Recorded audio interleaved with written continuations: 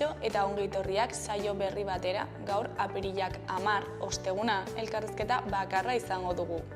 Gaurkoan, gure ohiko kolaboratzailea den Inigo Larramendirekin egongo gara, Navarraldetik datorrena.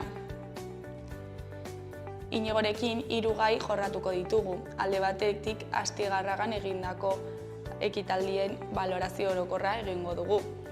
Beste alde batetik, Antsoainen egingo diren ekitaldiak aurkeztuko ditu, maiatzan egingo direnak. Eta azkenik, Lizarraga kapitaina eleberriaren aurkezpena egingo digu.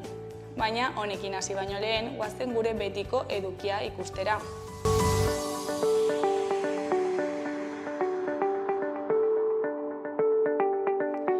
Goazen orain gaurko efemerideekin. Gaurko egun batean, 1912ko apirilaren 10ean, Titanic ontzia lehen aldiz atera zen Southamptongo portutik New Yorkera. Arazoak nahiko azkar hasi ziren, izan ere ikatz hornikuntza ezin izan zuten nahi bezala egin eta gainera ikastegian sortutako sute batek ontziaren abiadura moteltzera behartu zituen. Urte batzuk geroago, 1919ko apirilaren 10ean, Mexikon Emiliano Zapata hil zuten.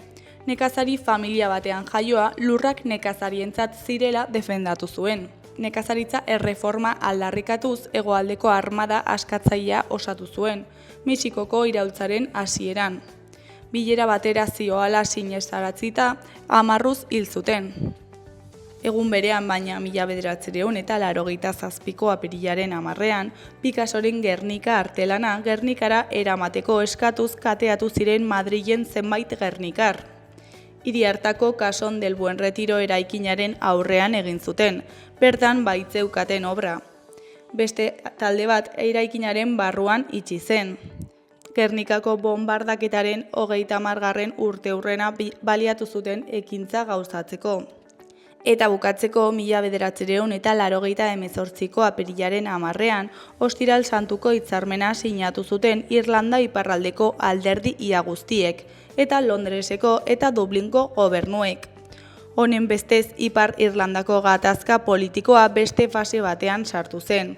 Gatazka armatua amaitu baitzen, ordurarte ezagutzen zen eskeman behintzat.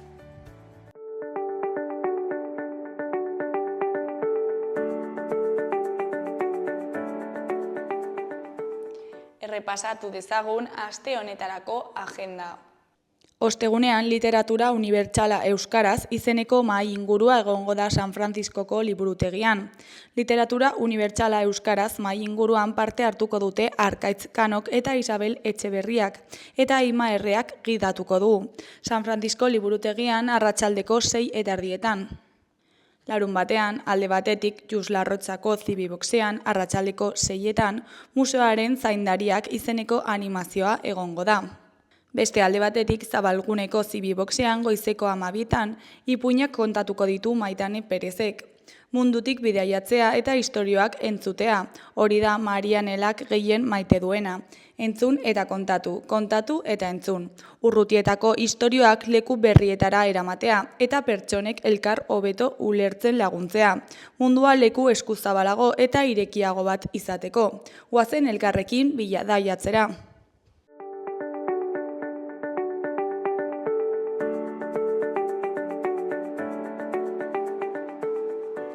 Gaurko egunkarien azalak ikusiko ditugu orain.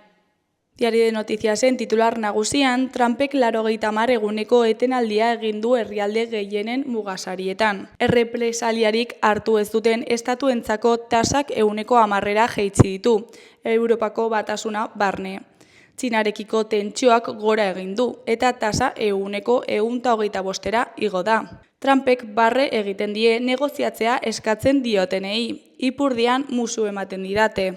Europako eta Wall Streeteko burtsetan izandako galerak asko igo dira. Argazki nagusian sindikatu guztien presentzia manifestazioaren buruan. Titularrean funtzionarioen protesta. Administrazioko langileen kasuan 13,79 langabezian dago. Erdiko berrian, Congelados de Navarra enpresak 110 lanpostu sortuko ditu Argedeseko lantegian. Hori koloreko berrietan, goikoan osasunak Barsari egindako salaketa ebazpenik gabe jarraitzen du. Behekoan Aranbururen garaipena itzulian polimikarekin. Beheko berrietan, alde batetik euskaraz bizi eta hitz egiteko mintzodromoa estenatoki. Beste alde batetik Iruñeko UNEDek azten jarraitzen du. Eskuineko berrietan, alde batetik Tafatransek 1,2 milioi inbertitzen ditu ehuneko elektrikoak diren kamioietan. Beste alde batetik Arakilen traktore baten aurka talka egin zuen Satrustegiko bizilaguna hil da. Jarraian, odol analisi batek Antzeimerra garaiz detektatzeko aukera ematen du. Amaitzeko Tafallako biztanleen 22 atzerritarrak dira. Diario de Navarraren titular nagusian, Trumpek 90 egunez izoztu dizkio mugazergak mundu guztiari, baina 125ko zigorra ezarri dio Txinari. 110ko karga unibertsalari eusten dio, bai eta automobilgintzako eta altzairuko tasei ere. Argazki nagusian, Nafarroko gobernuko funtzionarioen manifestazioa atzo arratsaldean Iruñeko Alde Zaharrean. Titularrean lan gatazkak kalean agertzen dira. Funtzionarioen kasuan greba foru administrazio osoan 13,8 da. BSH eta Susundegin eskirotzen aukerak zapuztu dituzte, Altsasun okerraren beldur dira. Bilabesen kasuan hitzarmenean akordiorik ez dagoela adierazi eta lanuzteak mantendu dira. Eskuineko berrietan alde batetik Parkinsona diagnostikatu zaien 5 pertsonetatik batek 50 urte baino gutxiago ditu. Beste alde batetik Frantziak estraditatu egingo du nekazarien ustezko hiltzailea. Jarraian Nafarroako izoztuek 110 lanpostu gehiago sortuko ditu Argerasen. Goiko berrietan batetik Iruñak ez du bizikleten etorkizun argitzen. Bestetik 7.700 ikasle baino gehiago UNEDen. Azkenik, udaberri ez ezaguna Osasunako taldean. Gararen titular nagusian, Bingen Zupiria Lakuako gobernuko segurtasun sailburuaren arabera, ertzaintzaren indar legitimoa ezin da indarkeria bihurtu. Birgen Zupiria Lakuako segurtasuneko sailburua naiz irratiko estudioetan izan zen atzo. Bertan, iaz Real PSG partidan izandako kargan larri zauritutako Amaia Zabarteren eta Barrabilak galdu zituen Bilboko bizilagunaren kasuak aztertu zituen. Argazki nagusian Alex Aranburu dugu. Titularrean Alex Aranburuk 2 aldiz irabazi du etapa ederra. Erdiko berrian, Trumpek 125arekin zergapetu du Txina, eta 90 suetena eman die gainerakoei. Eskuineko berrietan, alde batetik Bilbo eremu tentsionatu izatea eskatu du udalak. Beste alde batetik funtzionarioak Nafarroan gelditzen dira hobekuntzak eskatzeko. Berriaren titular nagusian, Trumpek 90 egunez eten ditu mugazergak, baina 125 igo dizkio Txinari. Finantza merkatuen beldurraren ondorioz, AEBetako presidenteak 110 utzi dizkie tarifak herrialde gehienei, baina gogorrago jo du Pekinen aurka. Argazki nagusian, sindikatuek atzo egindako mobilizazioa Nafarroako gobernuaren egoitzaren parean, Iruñean. Titularrean, funtzio publikoko grebak eragin goraberatsua izan du Nafarroan. Arloka alde handia izan da, eta sindikatuek salatu dute gutxieneko zerbitzuak gehiegizkoak izan direla. Ezkerreko argazkian Alex Aranburu dugu. Titularrean podiumik gabe, baina irabazle. Alex Aranburu nagusituk da itzuliko 3. etapan, naiz eta epaileek hasieran garaipena baliogabetu. Goiko berrian, Siberotxek zer argituko diskoa aurkeztu du, regeari eta Dubairi Fidel. Beheko berrietan, alde batetik Otegi eta Andueza estatutu berriaz aritu dira EH Bilduren egoitzan. Beste alde batetik Gasteizko birziklatze plantak ez zuen udalaren baimen eguneraturik. Jarraian, Alemanian ados jarri dira CDU eta SPD gobernuko koalizio handia osatzeko. Euskal Herria Irratiaren titular nagusian manifestazio jendetsua egin dute BSH-ko langileek. 2 hilabete baino ez dira gelditzen BSH-ek Eskirotz lantokiarekin zer eginen duen erabakitzeko. Lan batzordeak deituta manifestazioa egin dute 100 langile eta senideek lantegitik Nafarroako industria elkarteak Kordobilan duen egoitzaraino.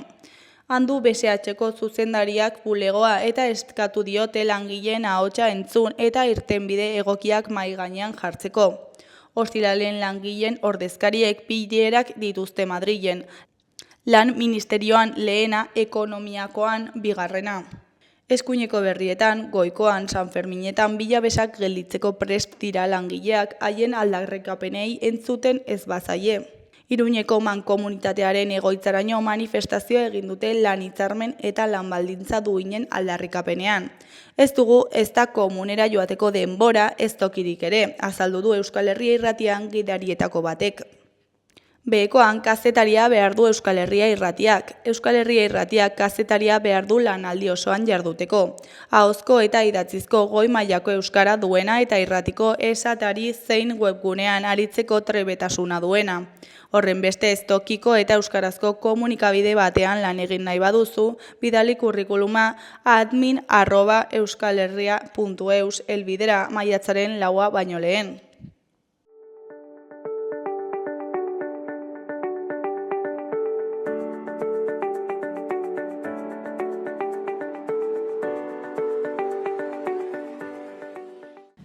Kaixo, lehen aipatu dugun bezala, orain Inigo Larramendirekin gaude, Navarraldetik datorrena. Kaixo, zer moduz? Ongi, gustora, beste ben ere hilabeteko bezala, gero eta bero handiagorekin, baina behar dugu bero apur bat ere. Garaia daia. Garaia dela ja iristeko. Berria, oraindik noiz hotzeko tarteren bat etorriko zaigu, baina eguzki gehiago eta eguna luzatzen da, behar da.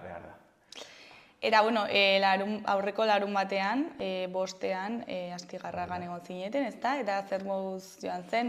Ongi, kontua da pizkat orain balorea egiteko, gainaren berria, eta nik uste aste artean egon ginen pizkat barnean baloratzen, eta oso ongi nik uste. Lehenik eta behin jendearen parteak, lehenik eta behin islarien harreragatik edo, gustora egin zuten, eta haiek ere posiketea ziren. Parte hartzailetik pozik ere, 80 bat lagunek ere eman zuten izena, antolakuntza eta bar, baina, gainera horre ere orrialde batzuk banatu genituen jendearen iritziak eta balorazioa jasotzeko eta neurtzeko, eta, oro har ongi, gero bete egoten dira, batez ere batek proposan, nik hau egingo nukeela, hau edo bestea, ezta?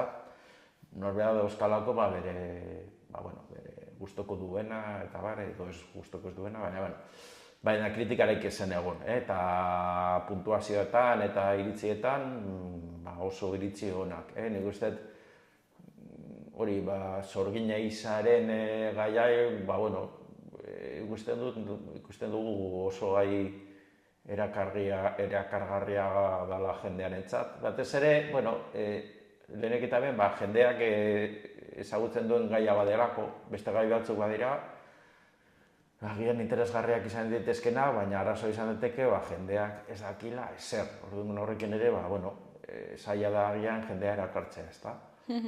Gai honek daukana abantaila da, jendeak ezagutzen duela eta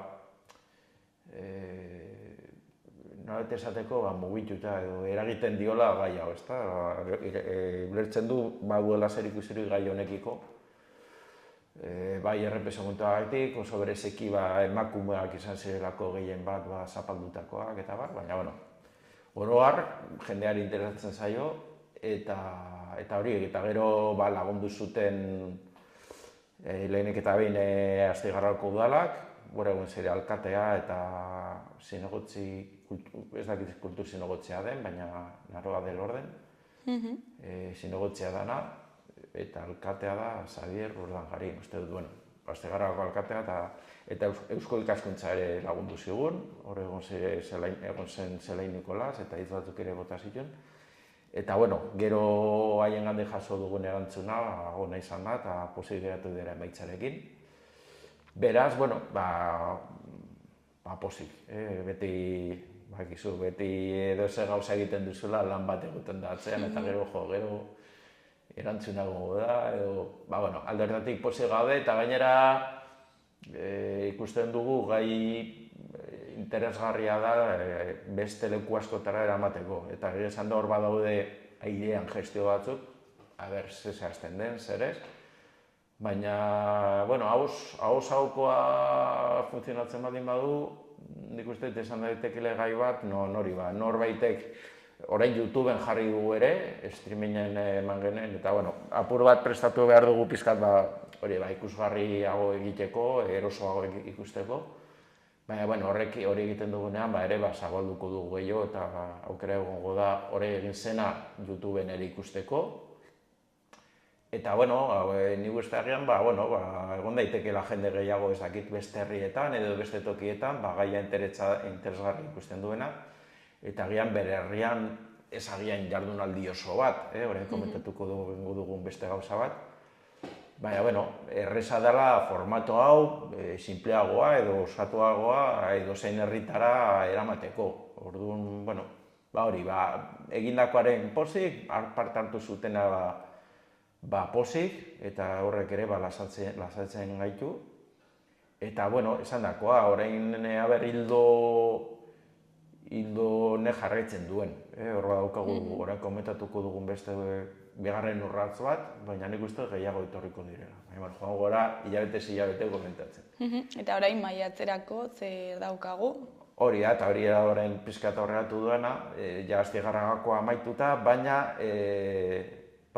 bagatoz Iruñetik gertuago. Eta hemen gainera, nik uste Astigarragakoa zenbatez ere ezagutzeko, egon daiteke ez dakit norbait egongo zen Iruñetik joango zena edo, ez dakit. Aukera dago YouTubeen Nabarralderen kanalean jarraitzeko, esan bezala, baina kontua da hori Antsoaingo udalarekin, lortu dugula harreman bat egin gai honen inguruan, eta ekitaldi batzuk egin ditu dugula maiatzean, zuk esan bezala, zaila datorren hilabetean, Antsoainen. Oraindik ez dugu zabaldu, orain badira zetasun batzuk itxi gabe daudenak, baina, gehiena bai. Orduan, Aste Santuaren ostean edo, bai udalak eta guk ere, zabalduko dugu zetasun guztiekin, kartel batekin eta hori. Aurrerapen gisa edo, esango dugu hori, Antsoain dago hemen oso gertu, Antsoain hor Eskaba mendiaren magaletan. Osea, egin dugu aldatetik, hiriburu handiekin badago arazo bat, egia da bitarteko gehiago daudela, jende gehiago dagoela, baina arazoa da ere 1000 saltza daudela, komplikatuagoa da ere bere izteko, ez da. Hiri nagusietatik gertu diren herri hauek egokiak dira, agian modu errezagoan eta ez hirietan gauzak burokratikoagoak egiten dira, eta horrek ere oztopatzen du batzutan gauza antolatzea eta bar, Eta txikiagoak diren herri hauetan, baina hiriburuen ondoan dauden horretan errezagoa esaten da, eta kasu honetan hori da pizkat gertatu dena. Astigarrago dago Donosti ondoan, ez zen Donostia, baina Donostiatik oso gertu, eta Antsoainekin gauza bera Iruñarekin. Ez da Iruña, baina dago iaia Iruña da.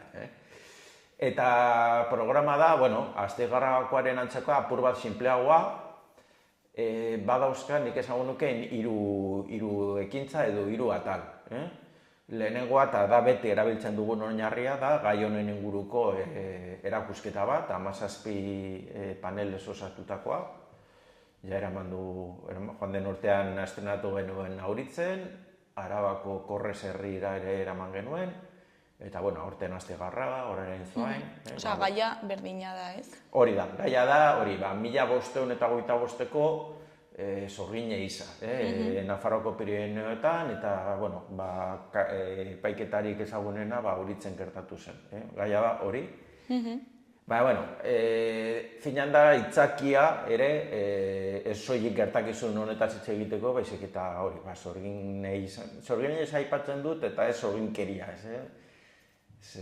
Horrek eta esatean nolabait, oharkabean edo zeharka, nolabaiteko sorginak bazirela, eta, bueno, sorgin kontzeptu ofiziala hori ez den sekulan existitu. Badira beste figura batzuk, erabili zirenak sorginaren pertsonai fantasioso hori osatzeko, fantasia gezur handi bat, gero horrekin izuaren bitartez errepresio bat ahalbidetzeko. Eta hori da, hone guztiarekin, ideia nagusi bat, eta alde batetik, kentzeko ideia ofiziala, nolabaiteko sorginak egon zirela, edo zirela jende, ez dakit, merezesun jendea, edo jende gaiztoa, edo ez dakit zer. Eta gero dago, eta herri arriskoa da gai honen inguruan, ikuspegi erromantiko bat ematearkoarena, edo apur bat mistikoa, nolabaiteko erligiosarrekin lotuta, eta argi dago hor bazirela usadiozko sinesmenak eta hori, argi dago baietz.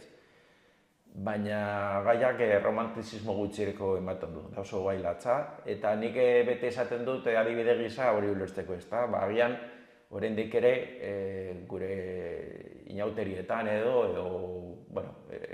mozorrotzeko aitzakia ematen duten urteko hitzordu horietan, agian, oraindik ikus dezakegu norbait, sorginaren irudi horrekin mozorrotuta, orratza, emakume Andre zahar itzuzi bat, ez dakiz zer, hori ez genuke egingo hori.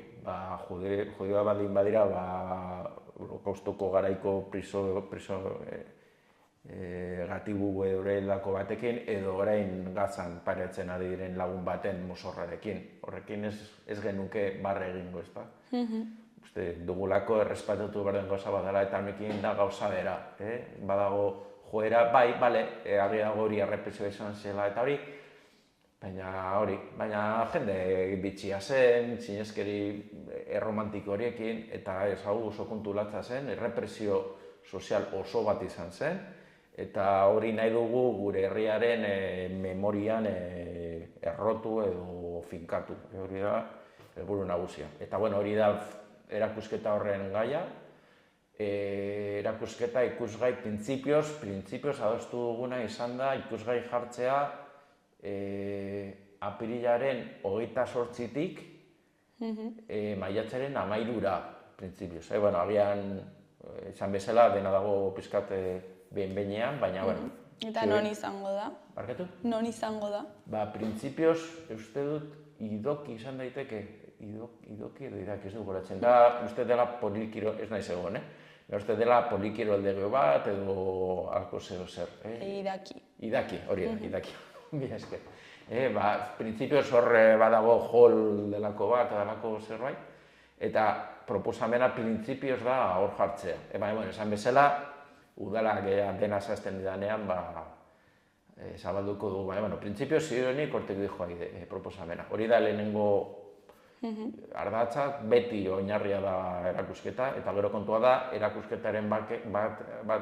erakusketarekin batera zer egiten dugun. Eta hor, lehenik badira, egongo dira, bi hitzaldi, hori bai hitzita ditugula, bi asteartetan. Lehenengoa izango da maiatzaren 6-an, asteartea esan bezala, printzipio 6:30, hori da adostuta daukaguna, lekua oraindik zehazteke, hori udalak esan behar digu, eta hori dakigunean zabalduko dugu zehazkin hon egiten den, baina bai asiskorekin itzita dugula... Kartela kaleratzerakoan aterako da. Hori da, hau da primizia bat.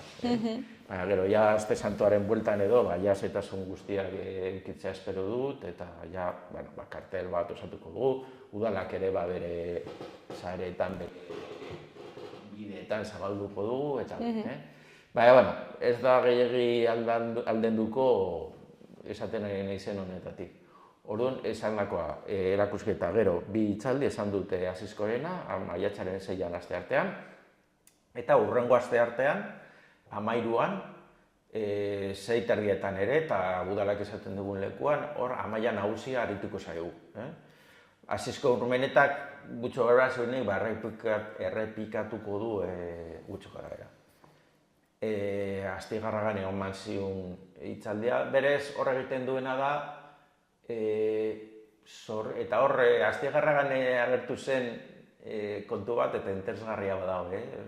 Euskaraz, alegia, benetan Euskaraz sorgina eta erderaz bruja ez dira gauza bera. Eta hor, eztabaida hori sorgina da sortzen duena. Da, matrona bat. Alegia, gazteleraz, bruja hitzak badauka konnotazio negatibo bat. Bruja, misteriotsua, deamorroa. Bueno, finan, garai hartan sortu zen pertsonai mitiko, norbait batzuek sortu zuten pertsonai mitiko hori, baina euskeraz ez dauka konnotazio, sorginaz du konnotazio negatibo hori, alderantziz. Sorgina zen, tokiko komunitateerako garrantzitsua zen andere bat, aditua zelako, jakintzoa, bazekizkilako, laguntzen zuelako erditzean, ezagutzen zituztuelako sendatzeko hainbat prozedura eta bar. Hori da euskaraz sorgina esan nahi duena. Eta horrek ez da brujak duen esan nahi bera, eta hori bazen eztabaida bat. Baina gero bai hartu duela konnotazio negatibo hori ez. Bai, baina hori ez da euskarazkoa. Horren atzan dagona badago, daukagun arzo bat gure konplexoagatik alegia. Zergatik saiatzen gera euskarazko kontzeptuak erderazko prozesu kontzeptuetara hurbiltzen. Hor egiten baldin badugu gu izateari guk egiten dugu. Guk daukagu bere iruditeria, guk daukagu mundua deskribatzeko gure modua, euskarak adierazten duena, eta ez dugu zertan hori aldatu erderaren ikuspegira gerturatzeko. Hori egiterakoan ez dakit kontoratzen garen, baina horrekin gure buruaz beste egiten dugu. Herri bat existitzen den bere buruaren irudia jabe den horrian. Eta hori egiten dugunean, geure irudi horri uko egiten diogu.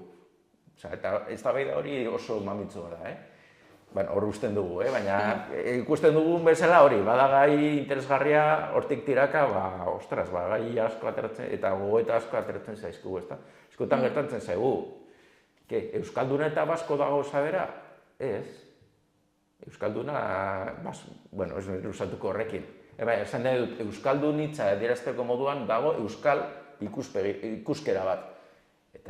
Eta basko da, espainol ikuskera bat. Era bat ezberdinak dira, ez dugu zertan nahaztu bi kontzeptu hori. Bueno, askorako emago nuken ez da bera da. Bueno, ateratzen dira gogoeta hau eta interesgarria da gai hauetan. Ze horrekin ikusten dugu, adibidez zehatzekin eta praktikoekin, nola gauzatzen den herri baten asimilazioa. Eta egiten da horrela, kontzeptuak aldenduz, edo aldatuz, kontzeptuen esanahia aldatuz. Eta, bueno, ez da bida honen muinean hori da dagona.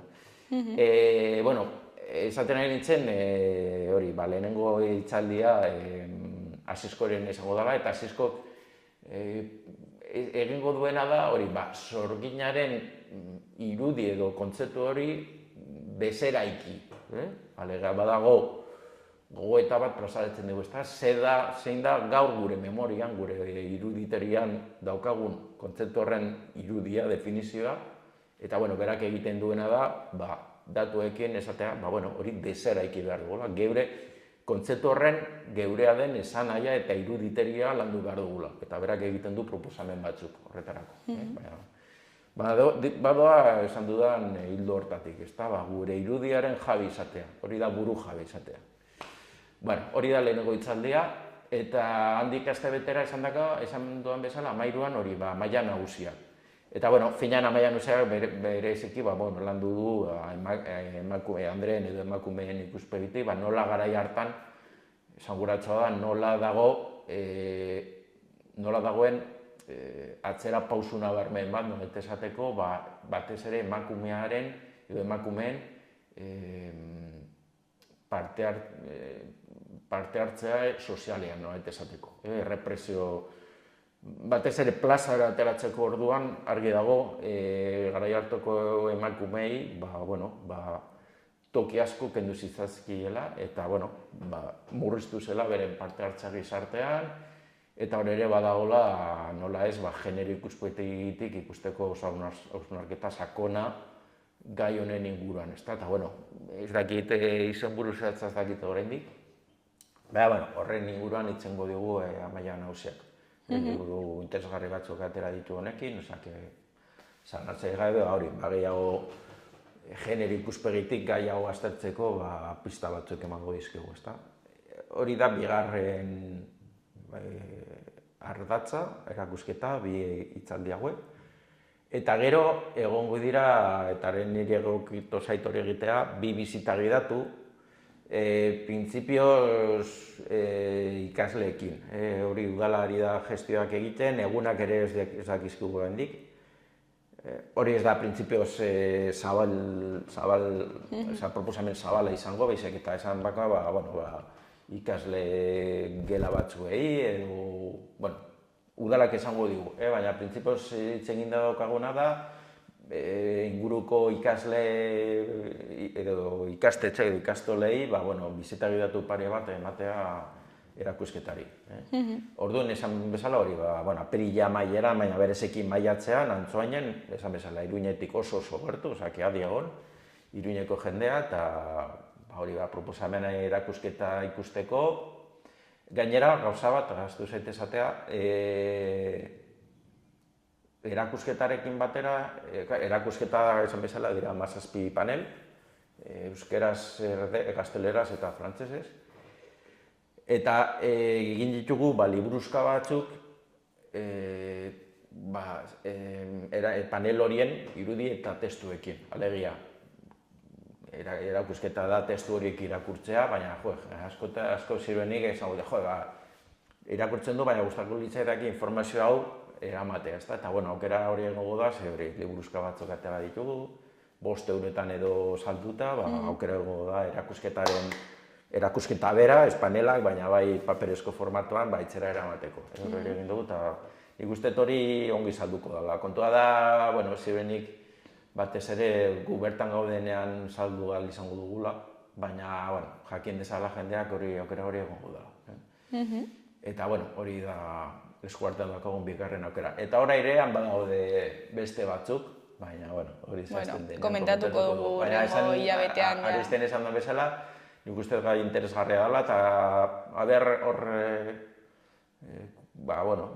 ahoz hau kontua zabaltzen baldin bada, eta jendea enteratzen da hemen egin dela, eta ikusten du bideoa, eta dakizek, nire herrira eraman nahi dut, aukera gehiago enteratzen diren, hau mugitzo. Gainera, aitzakia da aurten egitea batez ere, aurten betetzen dira, udan ziurenik auritzen eramango dugu, joan den urtean, lehenengo aldiz jarri genuen auritzen, baina joan den urtean egin genuena izan zen erdipurdizkoa, ez guk nahi genuen bestekoa, aurreko urteetan, baina egitarau murritzagoa edo laburragoa.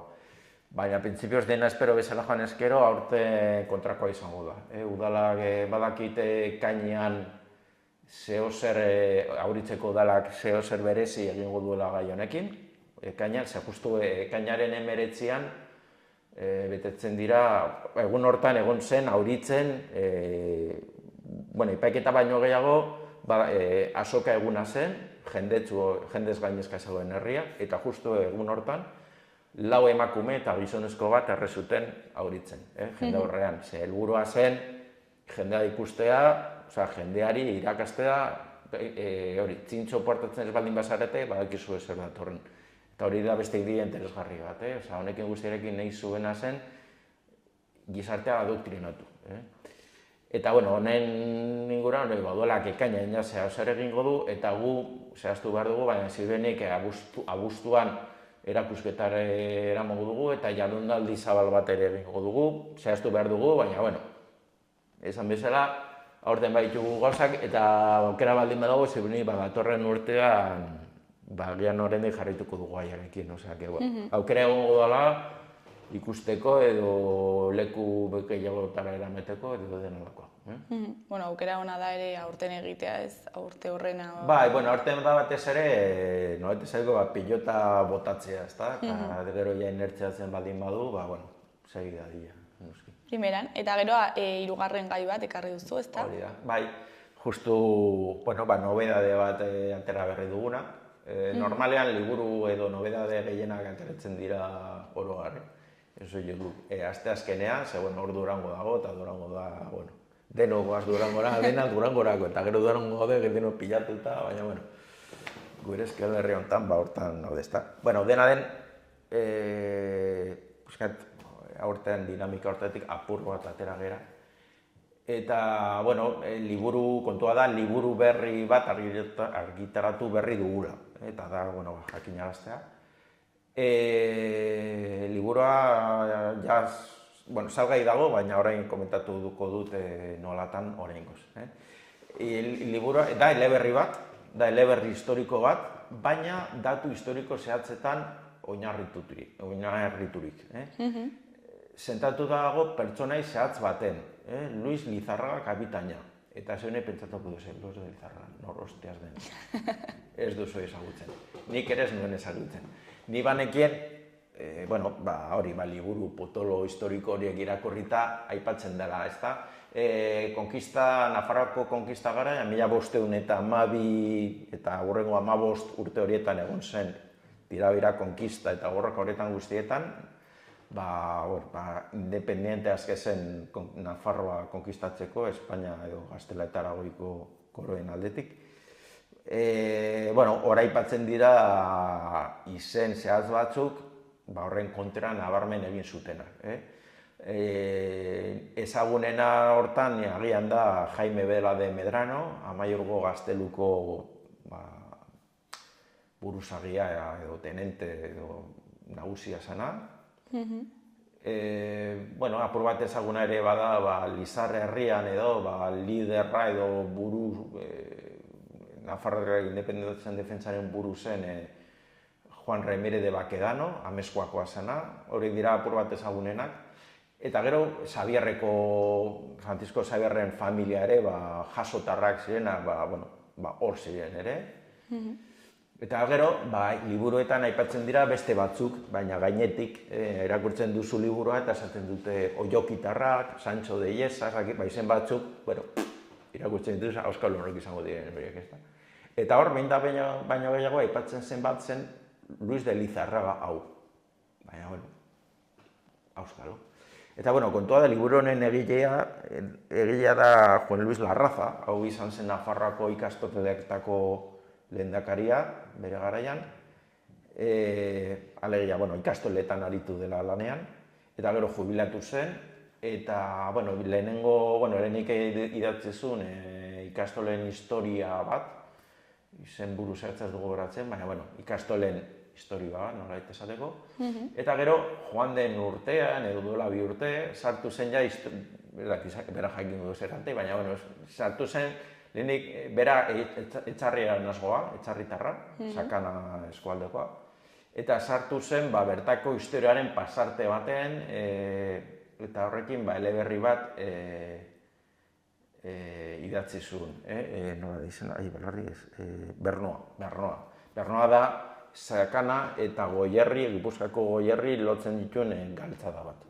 Hor merkataritza zegoen, era guztietako harremana, Goierri eta Sakanaren artekoa. Sakana esate baterako, garai hartan oso garrantzitsua zen bereziki egurrarekin.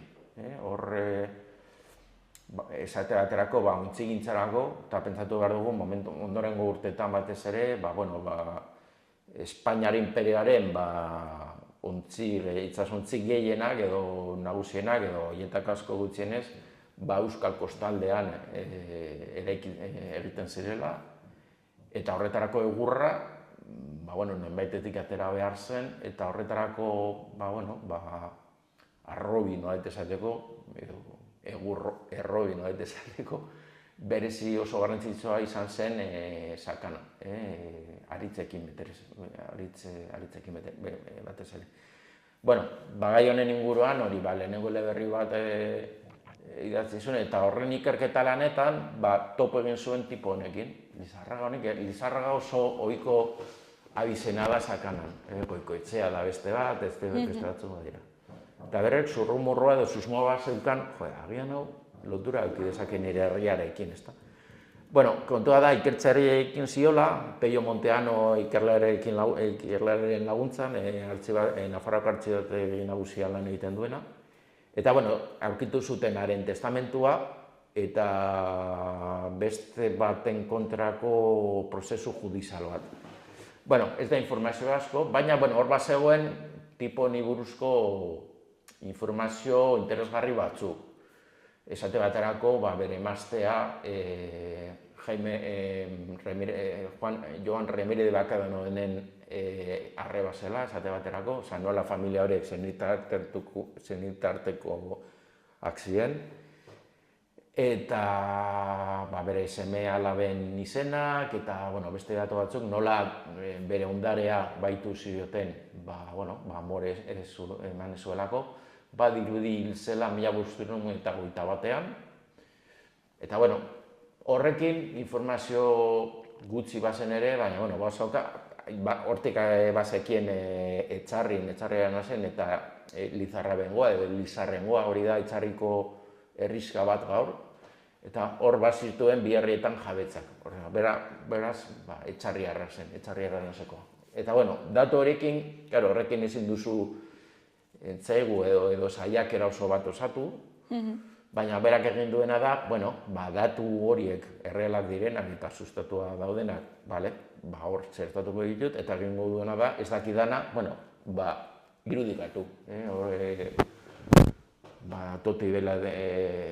Toti Martín de Lecea edo beste idazle asko daude, informazio historiko gutxi daukasunean, eleberriak ematen dizu aukera malgutasun handiarekin horri jazteko eta historio oso bat osatzeko. Eta hau da egin duena, Luz de Lizarraga honen biografia moduko bat, baina eleberri moduan. Bada batez ere, orain arte bat ere ezagutu ez dugun pertsonai bat sakanarekin lotutakoa, askotan zegoen eztabaida edo eztabaida arlo zehatz batzutan.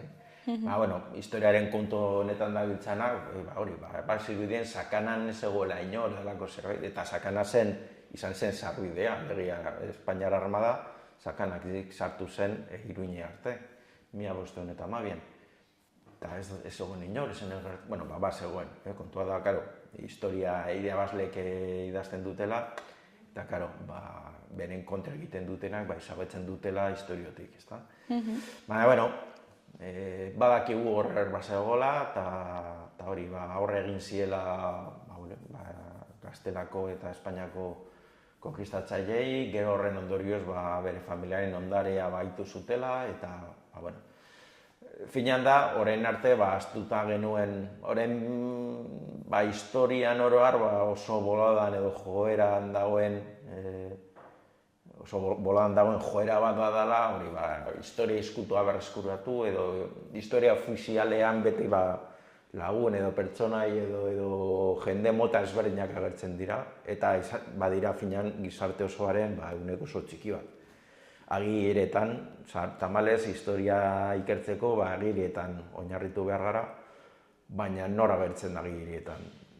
Gizartearen oso zati txiki bat, eliz gizonak, batez ere, haiek idazten zutela eta bar, eta erregeak, nobel batzuk, eta nobel batzuk, gutxi batzuk ere, gerrak egoeretan eta irabazleen kontra egin zutenak horiek ere ezabatzen zituzten.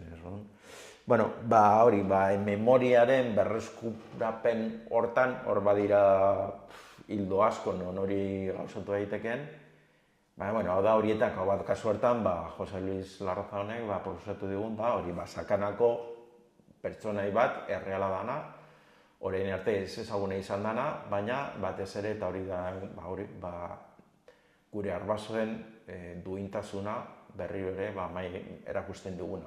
Batzuta konplexua daukagu hori aitortzeko, beti guro kontraesanak bilatzen, ez? Gure arbasoen duintasuna aldarrikatu behar dugu, beragoera barago besteekin, ez ziren perfektuak, noski ez, gu ere ez gara.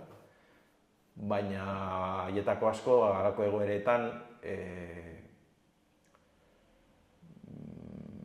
aitortzea merezi duen duintasuna erakutsi zuten, eta badirudi kostatzen zaigula hori aitortzea, batez ere, konkistatzailearen oraindik ere konkistatzailearen kontakizuna oso barneratuta daukagulako, ezta? Deseraiketze lan hori egin behar dugu. Eta, hau da, ideia edo bide hortan ekarpen bat.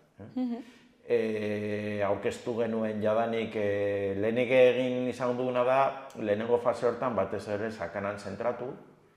Orduan, martxoaren 26an ja aurkeztu zen Etxarriarana zen, eta bitartean, batez ere egilea, Jose Luis, aurkezpen batzuk egin ditu sakanan.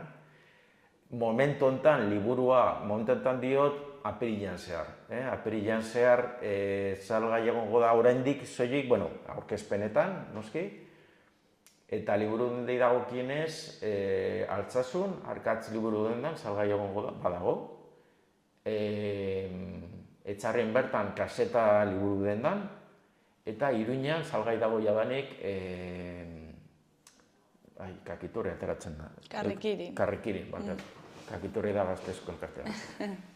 Karrikiri elkartean, horri burunduan salgai dago ere. Eta esan didatenez gainera, liburu azokara, apirilean 23an liburu azoka dago, eta Karrikirikoek esan digute salgai jartzeko eramango dutela.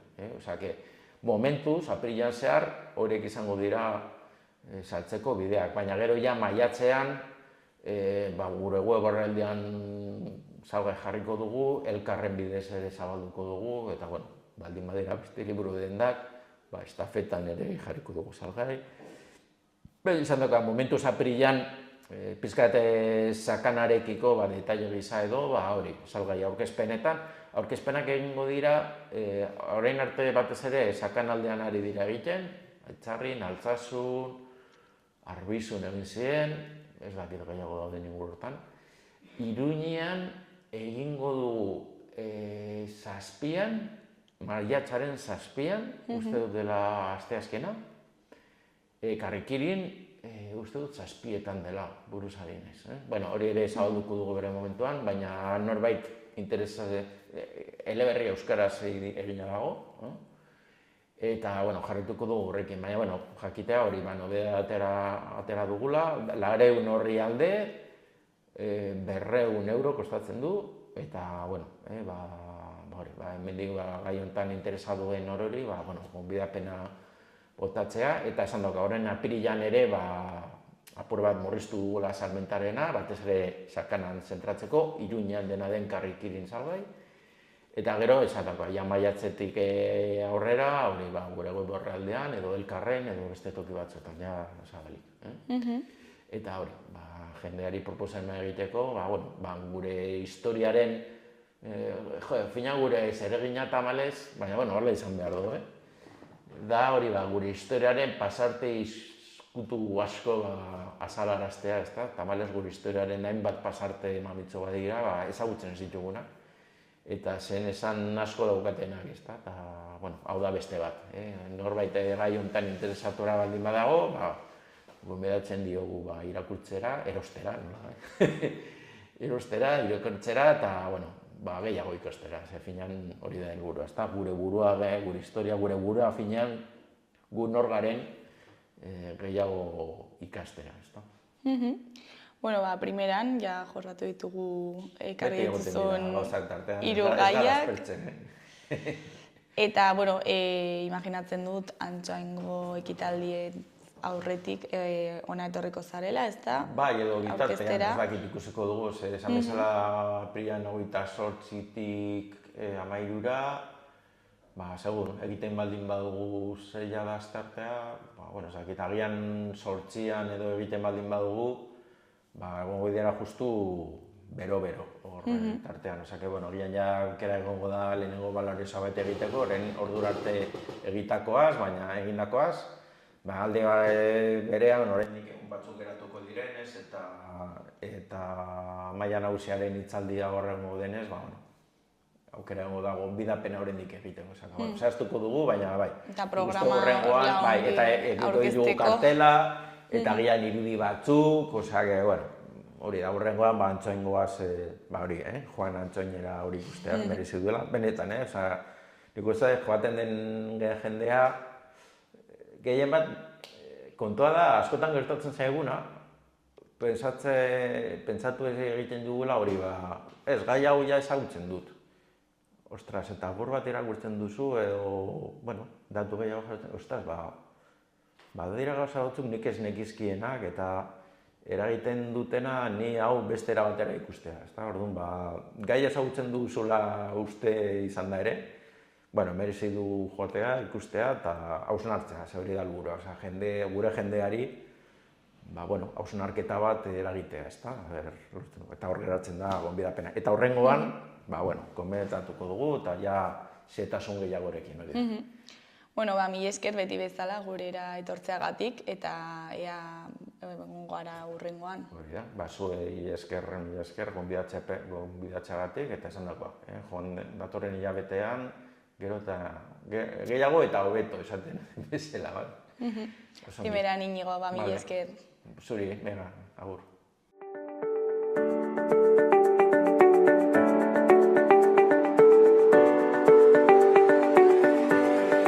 Gaurko eta biharko eguraldiaren iragarpena ikusiko dugu. Gaur, osteguna hodei gehiago ikusiko ditugu, batez ere hegoaldean. Ipar partean berriz giro eguzkitsuarekin jarraituko dugu. Egunaren bigarren partean giroa nagusiagoa izango da.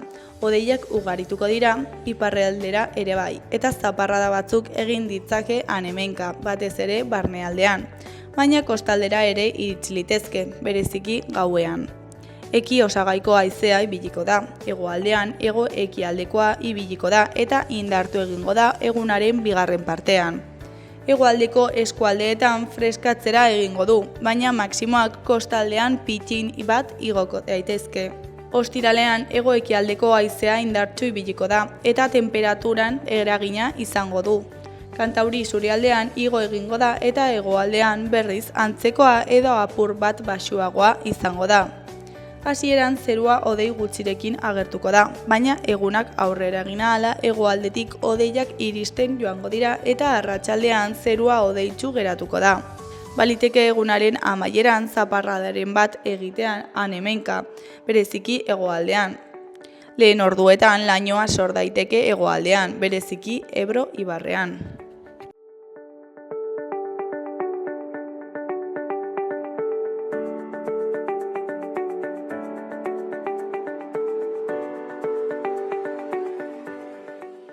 Goazen orain parlamentuko galderak ikustera. Unai Ugalde Taupa Euskaltzaleen mugimenduko zuzendariarekin bildu zen eta honen harira euskararen normalizazioaren inguruan izango dira aste honetako galderak. Beno, nik esango nuke bereziki ikusgarrina lortu dela argazki horrekin, ezta? Bueno, goratu behar dugu, aipatu behar dugu, Unai Ugalde dela Nafarroako parlamentuko presidentea eta alde horretatik berak duen ikusgarritasuna kasu honetan zabaltzen da komunitate osora, ezta? Eta edozein bileran garrantzitsua baldin bada are gehiago kasu honetan euskararen aldeko bilera bat delako. Bilera horretan parte zuten Oskar Zapata, Taupa Euskaltzaleen mugimenduko ordezkaria zuzendaria Nafarroan, eta Sarai Robles Euskaraldiaren zuzendaria edo koordinatzailea Nafarroan ere. Eta aipatu dudan bezala bereziki ikusgarritasuna ematen zaio, ezta? Bai ekimenari eta bai batean euskara duen presentzia Nafarroan. Normalean Euskaraldia ospatzen zen abenduan euskararen egunaren inguruan, egun horietan gutxi gora bera. Aurten udaberrian izango da, maiatzaren 15-tik 25-eraino, udaberrian esan dudan bezala, lehendabiziko aldiaz eta 4. edizioa izango da. Eta aipatu dudan bezala ikusgarritasun oso handia izango du, bereziki, ez bakarrik bereziki, esan dut arrakastatsua suertatu da ekimen hau sortu zenetik, lortu zuten izugarrizko arrakasta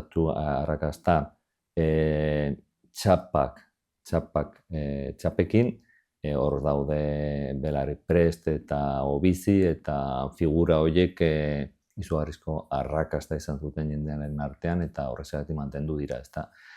Zer bilatzen du Euskaraldian, nik uste dut importante dela azpimarratzea bereziki erabilaren euskararen erabilera aktibatu nahi du. Eta gero, ulertzen duten artean ere, hizkuntza ohiturak aldatu nahi dute. Horregatik, hau bizi edo belarri prest bi figura horiek sortu zuten bi figura horiek. Eta harreman sarea, euskararen inguruan, harreman sareak zabaltzeko euskara bera sozializatzeko. Bilera horretan gogoratu zuten, eta nik uste dute azpimarratu behar dugula ere, joan den arteko antolatutako, kondestablen antolatutako jardunaldia gero eta aldeko gehiago lelopean. Horretan, komentatu zuten, aipatu zuten, bereziki komunikazio estrategiak bilatu behar zirela euskararen inguruan, gizarte osoarekin konektatzeko, zeharkako balioen bidez, adibidez, aniztasuna, desberdintasuna, demokrazia, errekonozimendua, balore guzti horiek oso nabariak dira Nafarroa den gizarte plural batean, eta horiek dira zuzen ere euskara bultzatzeko erabili behar direnak.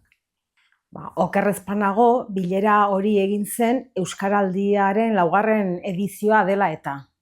Badakigu Euskaraldiaren 4. edizioa ospatuko dela edo egingo dela, 11 eguneko jardunaldi hori edo ekintza kolektibo hori, maiatzaren 15-tik 25-era, dagoeneko irekia dago epea izena emateko, aho bizi edo belarri prest roletan, eta bilera horri buruzkoa izan zen. Oso garrantzitsua da Euskaraldia indartzea, bultzatzea, parte hartzea, ariketa sozial kolektibo horretan buru belarri sartzea, eta dudarik gabe parlamentuak ere egin beharko ditu bere etxeko lanak, ezta? Eta Unai Ugalderekin egindako bileran horretaz aritu ziren dudarik gabe. Parlamentuan zenbait ekimen egiteko bidean gaude, esate baterako argazki kolektibo bat aterako dugu, ari gara negoziatzen hitz egiten mozio bat, Euskaraldiaren aldeko mozio bat onartzeko, beste ekimen batzuk ere izango ditugu, oraingoz zehaztu gabe daudenak, eta horretaz hitz egin zen eta hitz egin beharko da hemendik aurrera ere bai, zalantzarik gabe. Nik uste dut azpimarratu behar dugu zuzen ere, horiek zirela haiek bilatzen zuten helburuak. Alde batetik ikusgarritasuna eta beste aldetik erabilera edo erabilpena, ezta? Eta nik uste dut edo uste dugu lortu dutela. Gogoratu behar dugu joan den mendeko 80. hamarkadan Euskal Herria osoan sortu zirela elkarte edo talde ezberdinak entzuten ere euskararen erabilpena bultzatzeko. Jose Maria Sánchez Carrion, Txepetx izango itiz, teorietan oinarriturik.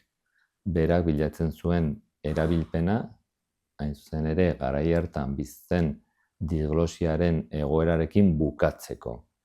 Euskara beti ateratzen zelako galtzailea, frantsesa edo gaztelaren aurrean. Haiek, azken bi hauek, gaztelania edo frantsesa, prestigio sozial eta politikoa zutelako. Beraz, euskara galtzaile eta egoera horrekin bukatzeko erabilpena bereziki bultzatu behar zen. Eta hain zuzen ere, sortutako taldei esker lortu da hein handi batean. Adibide batzuk baditugu hementxe bertan, adibidez, Iruñako Alde Zaharrean sortu zen Karrikiri elkartea, Txantrean Euskaldunon biltoki, Atarrabian Karrikaluze, adibide batzuk besterik ez dira, aipatu duan bezala Euskal Herria osoan zabaldu zirelako. Eta haiei esker, hein handi batean, esan dudan bezala, lortu da erabilpena bultzatzea. Hemen ere Nafarroan oso garrantzitsua izan da 2015 urtetik aurrera eramandako politika publikoak, eta bien artean, esan dut alde batetik taldeak eta beste aldetik politika publiko horiek lagundute erabilpenaren bultzadan. Euskararen aldeko mugimenduek eta taldeek eta erakundeek garrantzi handia izan dute Euskararen sustapenean izan dute eta dute, zalantzarik gabe.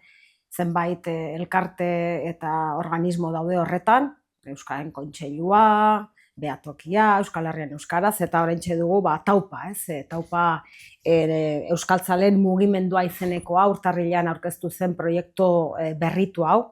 Topagunea proiektutik heldu da, Topagunea 97an sortu zen, eta Euskara elkarten elkartetzat edo geneukan, edo daukagu, baina orain taupak urrats berria eman du, eta elkarte horien elkarte izatetik pasatu da euskaltzale guztien elkarte izatera, bertako kide izateko ez da beharrezkoa elkarte izatea, edozein euskara batzorde, talde eta norbanako izan daiteke kide. Beraz, bultzada berri bat, garai berriak, erronka berriak euskararendako eta egitura eta asmo berriak, gainera taupak ari da lan bat egiten, lan txukun bat eta oso eskertzekoa, euskararen diskurtso berriei buruzkoa, nafarren arteko elkarbizitza, zubilanak eta topagunei buruzkoa hain zuzen ere, oso beharrezkoa da egiten ari diren lana eta aurrera begira urrats garrantzitsuak emateko giltzak eman dizkigute. Bai, zalantza bari eta hor daude datuak. Joan den astean entzuten ere egin zen publikoa, egindako ikerketa bat Eusko Ikaskuntzatik eta Nafarroako Gobernuaren laguntzarekin. Eta ikerketa horretan aipatzen zen, jasotzen zen, Nafarroako herritarron artean 73% euskararen sustatzearen alde zegoela. Beraz, datu hori oso garrantzitsua da, eta adierazten du argi eta garbi halako politiko publikoak sustatzearen alde jendea dagoela, eta hori da egin behar dela. Ikerketa horren atzean zeuden gainera Xabier Erize soziolinguista eta Carlos Vilches soziologa. Beraz, ikerketa oso zientifikoa izan da eta horrexegatik pentsatzen ditugu datuak benetan garrantzitsuak direla.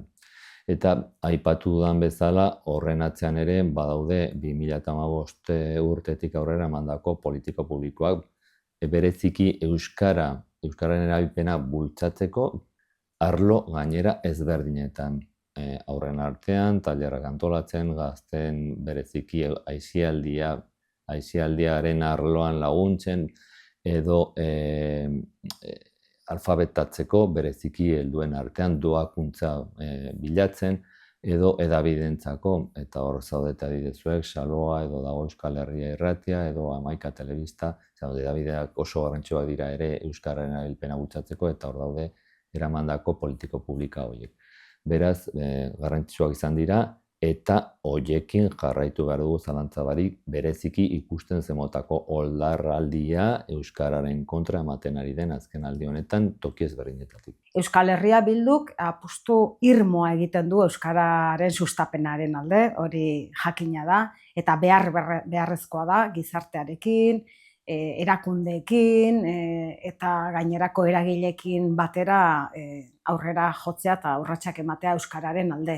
Eta euskaren sustapenari dagokionez badugu berri bat, joan zen astean aurkeztu zen ikerketa baten berria, eta da Xabier Erize soziologoak eta Carlos Vilches soziolinguistak aurkeztu zuten lana, Eusko Ikaskuntzaren baitan, eta da euskararen sustapena Nafarroan, horri buruzko ikerketa lan bat egin dute, 3 urte eman dituzte lan hau egiten, ikerketa kualitatiboa eta kuantitatiboa da, eta ondorio interesgarriak etorri zaizkigu, esate baterako Nafarren 73% euskara sustatzearen aldekoak garela.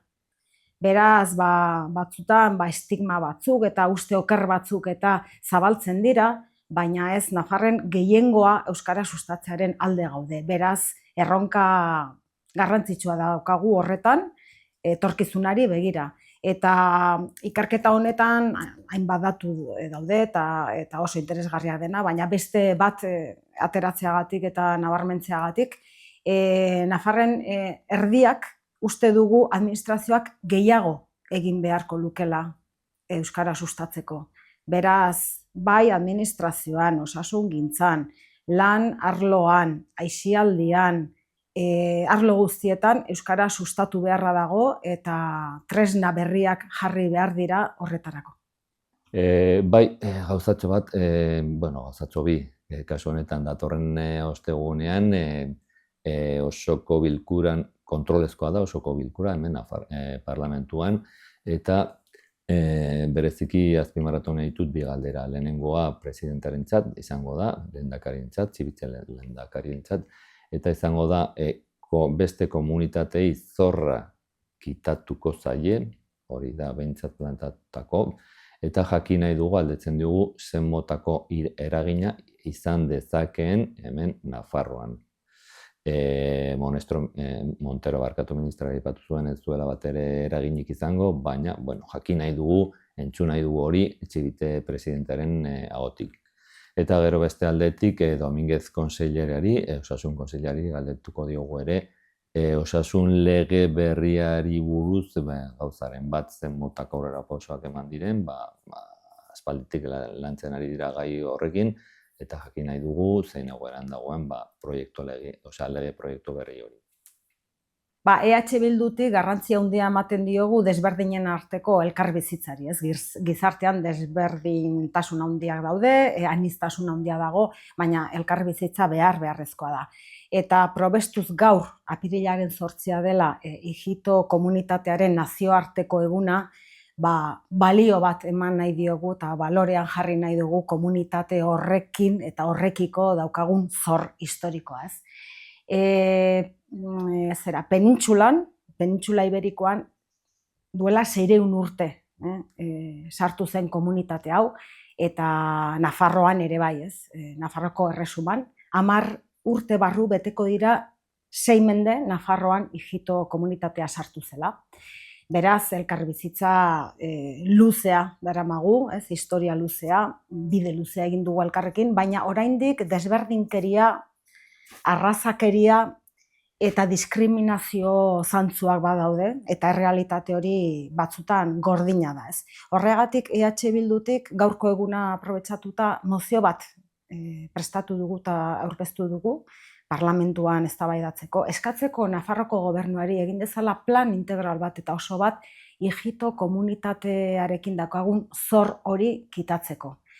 Dagoen desberdinkeria hori gainditzeko, Eta, plan integral horrek izan beharko lituzke ardatz batzuk, Bat da, antigitanismoa, oraindik ere errotua daukagun antigitanismo hori gainditzeko urratsak ematea eta ekimenak sortzea.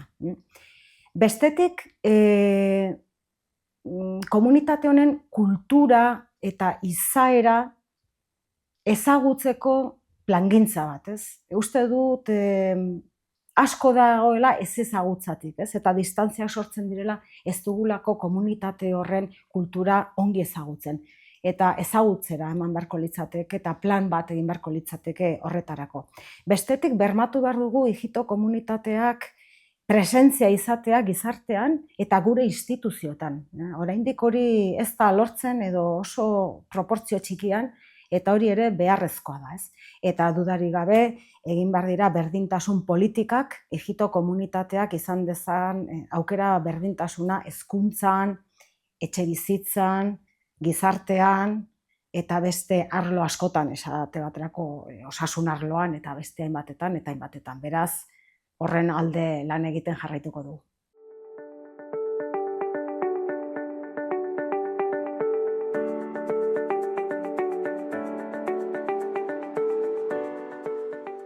Gaurkoz, hau izan da dena, bihar itzuliko gara eduki eta elkarrizketa berriekin. Mila esker zuen arretagatik, arratsaldona pasa, agur.